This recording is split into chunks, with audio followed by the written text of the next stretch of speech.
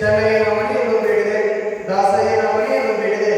ಎಲ್ಲ ಪುರಾಣದ ಭಕ್ತಿ ಭಿಕ್ಷು ನಿತ್ಯದೊಡೆಯನ ಪಾತ್ರೆ ತುಂಬಿದ್ದು ಕೂಡಲ ಸಂಗಮದೇವರ ಬಸವನವರ ಮಾತನ್ನು ಸ್ಮರಣೆ ಮಾಡಿ ಇಂದಿನ ನಾವೇ ಈ ಕೃತಿಗಳಾಗಿರುವಂಥ ವಿಷಯದ ಮೇಲೆ ಒಂದು 5 ನಿಮಿಷಗಳ ಕಾಲ ಆಶ್ರಮದ ಹಿರಿಯರಾಗಿರ್ತಕ್ಕಂಥ ಎಲ್ಲ ಶ್ವಾಸದಿಂದ ಅನುಭವ.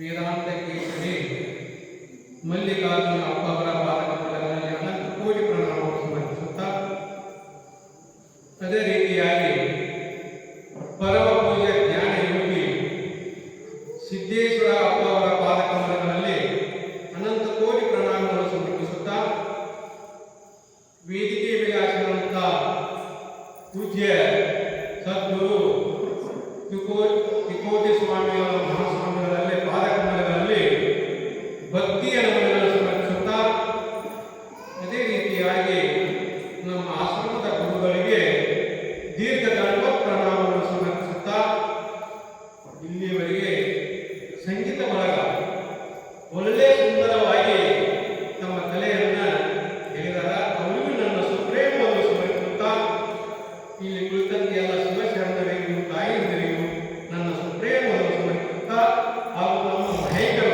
ಅವರು ಯಾರಿಗೂ ಅವರಿಗೂ ನನ್ನ ಸುಪ್ರೇಮವನ್ನು ಸಮರ್ಪಿಸುತ್ತಾ, ಇವತ್ತ ದ್ವಿತಿಗಳು ಯಾಕಾಗಿದೆ ಇದು ಪ್ರಶ್ನೆ.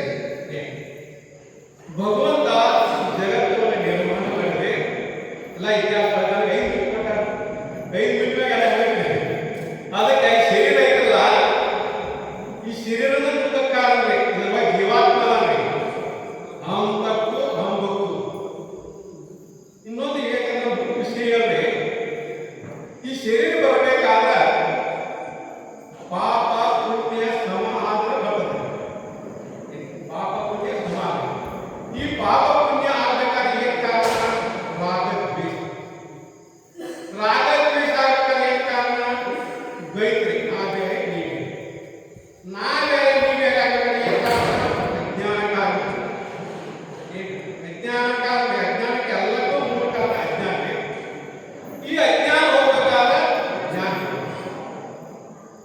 ಅಜ್ಞಾನ ಹೋಗ್ಬೇಕಾದ್ರೆ ಜ್ಞಾನ.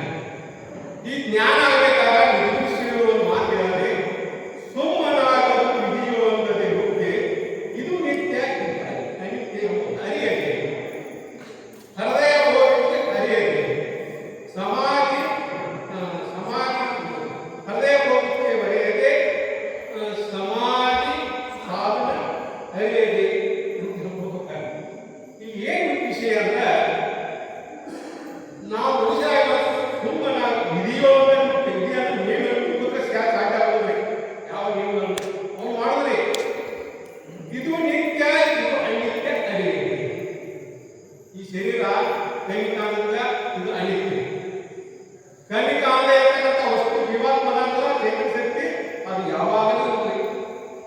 ಇದು ನಿತ್ಯ ಇದು ಅನಿತ್ಯ ಎಂಬುದನ್ನು ಅರಿಯದೆ, ಹೃದಯ ಹೋಗುತ್ತೆ ದೊರೆಯದೆ, ಒದಗಿ ಸಮಾಧಿ ಸಾಧನ ಬಾಳು ಅರಿಯದೆ, ಸದ್ಗತಿ ಆಸೆ ಅರಿಯದೆ ಅಂತ ನಾವು ವಿಚಾರ ಮಾಡಬೇಕು. ಸಂಸಾರ ದೀರ್ಘ ರೋಗಸ್ಯ ವಿಚಾರ ಕರ್ಮಸಲ. ಸಂಸಾರ ಹೆಂಗಂದ್ರೆ ದೀರ್ಘ ಅನಿಸುತ್ತೆ. ಸಂಸಾರ ದೀರ್ಘ ರೋಗಸ್ಯ. ಇದಕ್ಕೆ ಏನು ಅನಿಸೋದಪ್ಪ ಅಂದ್ರೆ ವಿಚಾರ. ಏನಂತ ನಮ್ಮ ಜ್ಞಾನ ವಿಚಾರ ವಿವೇಕ ಏನು